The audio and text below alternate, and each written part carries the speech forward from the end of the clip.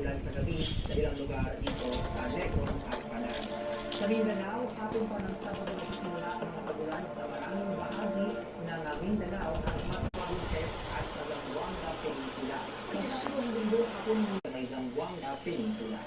Sa Metro Manila, maulap pa ngayong weekend, Sabado, umaga at hapon bigla ang mga pagulan at sa linggo mas mataas yung banta ng thunderstorm pagsapit kapamilya sa padragasan ng baha sa selang natangay nito. Sa Puan Bayan sa Pulan ng Bautista, tumabas sa malakas na agos ang mga basura sa saga ng pagulan Webes ng gabi. Ayon kay Margie Delia, Assistant General Services Officer ng Baguio City, na iwan ng mga establishmento ang kanilang basura nitong Biyernes ng umaga. Hindi rin nakaligtas sa padragasan ng baha ang Kilometer 4 sa Natividad Benguet, lipas ang 1.5 oras na pagulan. Sinisisi naman ng mga residente sa Sirangay sa may Kawayan City sa Bulacan. Sa lagay ng panahon, ako po si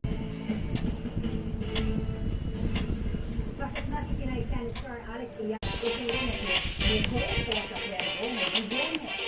Minamang ang Italian 3-1 sa opening set pero nag-rally si Iyala at nakuha ang success at 6-2. Makakaharap ng Pinay sa semifinals si Kayla Day ng US sa Sabado.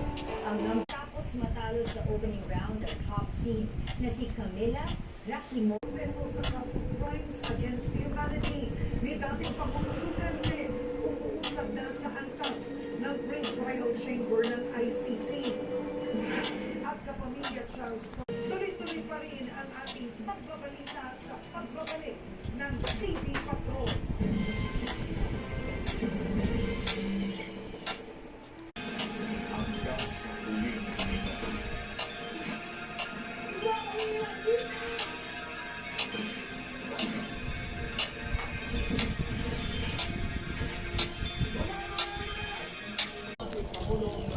Buhol naman ang akma ng gobyerno para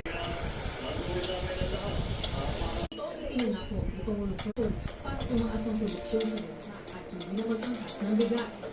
Tiniyak namin na wala naman ginawa yung distribution at saka yung subsidy.